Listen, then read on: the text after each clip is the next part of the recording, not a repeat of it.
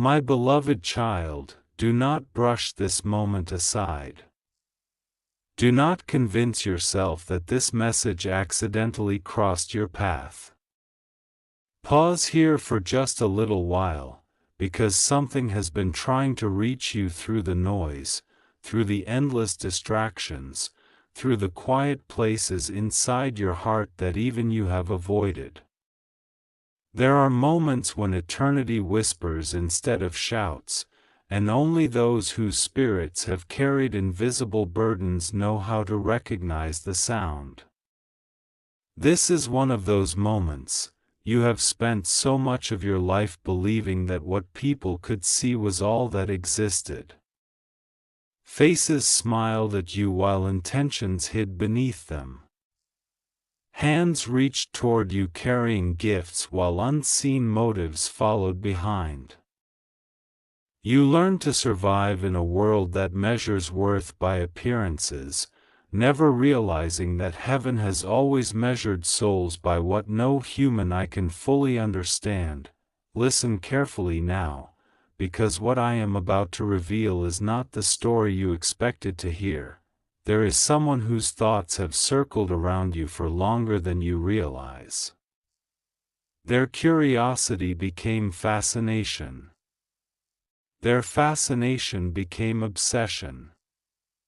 And when they could no longer understand why your presence unsettled something deep inside them, they searched for answers in places where shadows pretend to offer light.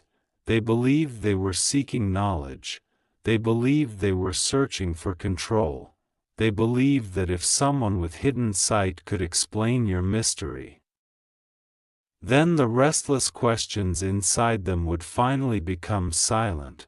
But they never imagined that the questions they carried would awaken something they were never prepared to witness. Before I tell you what happened, I need you to understand something that you have questioned about yourself for years. You have often wondered why complete strangers either trust you immediately or become uncomfortable without explanation. You have wondered why some people love you without reason while others seem determined to misunderstand you before you have spoken more than a few words. You have wondered why every season of peace seems followed by unusual resistance. You have asked in silence, why does my life never feel ordinary? And each time you asked, heaven remained quiet, not because I ignored you, but because some answers can only be understood after enough pieces have fallen into place. This is one of those answers. Long before your first breath entered your lungs, before your name was spoken by human lips, before your family knew you would exist, there was already movement around your destiny. Not movement upon the earth, movement beyond it. There are moments in creation when a single soul carries echoes that cannot be explained by earthly logic alone. Such souls often mistake themselves for broken because they never seem to fit comfortably into the patterns everyone else follows. They feel too deeply, they notice what others ignore, they carry compassion that leaves them wounded, they survive storms that should have destroyed them, they keep standing after losses that should have emptied them completely. Does this sound familiar? Of course it does. Because you have lived it. There were nights when you cried without understanding why your heart felt heavier than your circumstances. There were mornings when you woke carrying emotions that did not seem to belong to the previous day. There were seasons when opportunities disappeared at the exact moment they seemed certain. You blamed yourself. You questioned your decisions. You wondered if perhaps you simply were not enough. But what if those closed doors were never punishments? What if every delay concealed a battle you were never supposed to witness? You see, the visible world is only one layer of reality. The deepest battles rarely leave footprints. They leave consequences. and your life has been surrounded by consequences of battles that very few people could even imagine. That special person, yes, the one who has occupied more of your thoughts than you wish to admit, reached a point where ordinary explanations no longer satisfied them. Every encounter with you left them carrying questions. Why did your absence feel louder than your presence? Why did your eyes seem to hold sorrow and peace at the same time? Why did speaking with you sometimes feel comforting, yet afterward they felt strangely exposed, as though parts of themselves they had hidden for years had somehow been seen without a single confession? They tried logic, they tried distance, they tried convincing themselves that you were just another person. Nothing worked, the mystery only deepened. Eventually someone whispered the name of a seer, not someone guided by my light. Someone who claimed to uncover hidden truths, someone who promised answers to questions ordinary people could never solve. Curiosity overcame wisdom. They gathered several photographs of you, pictures where you were smiling, pictures where you looked away from the camera. Pictures that captured ordinary moments. To them, they were only photographs.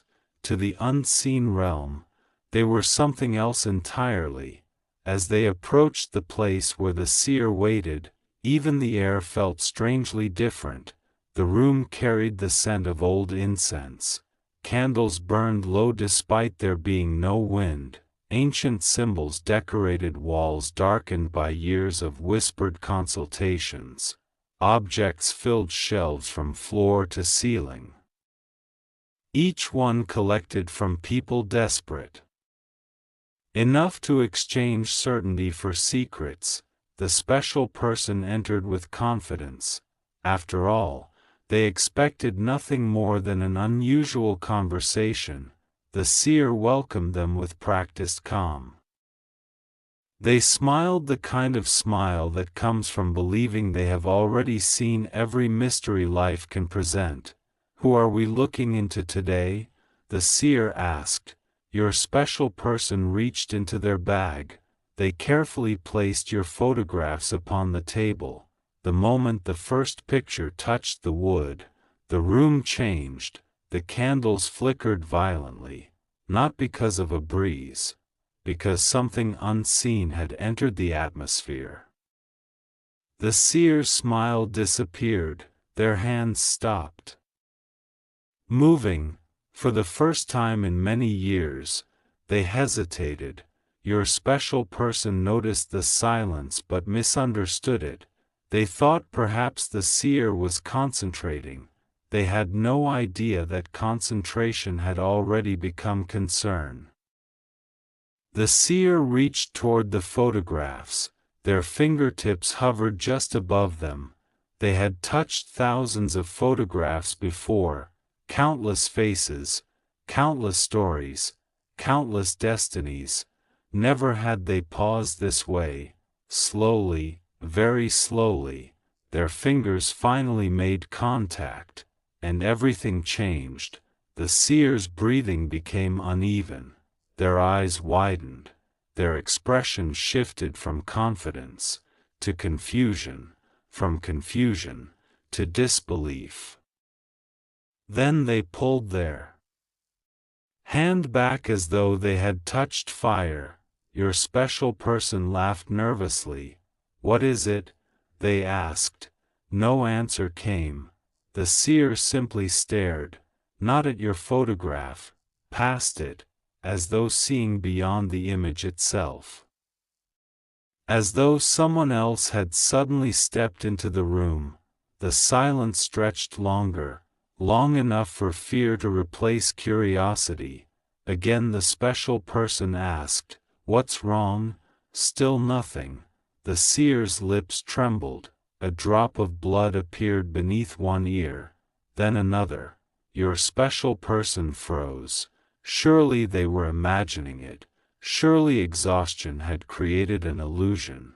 but the blood continued, thin lines traced slowly downward.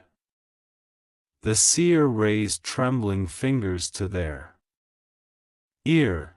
When they looked at their own hand, their face lost all color. They whispered words so quietly that even the walls seemed to lean closer. "This cannot be." Your special person leaned forward. "What do you mean?" The seer looked directly into your eyes through the photograph, not with admiration, not with fear alone, with recognition of something they had never expected to encounter. They whispered again, "I have spent decades searching hidden paths. I have uncovered names people buried. I have seen curses. I have seen blessings. I have seen bloodlines marked by darkness. I have seen impossible things. But this." Their voice cracked. "This is different." The room itself seemed unwilling to breathe. Outside, distant thunder rolled across the sky. Though moments earlier the weather had been calm, the candles refused to burn steadily. Shadows stretched where no light had changed. Even the clock hanging upon the wall stopped ticking. Your special person felt cold without understanding why. The seer stood abruptly, not out of authority, out of instinct, as though remaining seated had suddenly become dangerous. They stepped backward from the photographs, one step, then another, never taking their eyes away from your image. The bleeding had not stopped. It grew heavier, not enough to threaten life. Enough to warn, enough to interrupt every certainty they possessed. Your special person demanded answers. "I came here because I want to know who this person really is." The seer closed their eyes. For several long moments they said nothing. Inside their silence, memories flashed before them, teachings they had received, warnings spoken by elders long forgotten, legends dismissed as impossible, stories about souls that could never be interpreted through ordinary spiritual practices because their origins could not be measured by familiar methods. They remembered every one of them at once. When they finally opened their eyes, they no longer looked like someone giving a reading.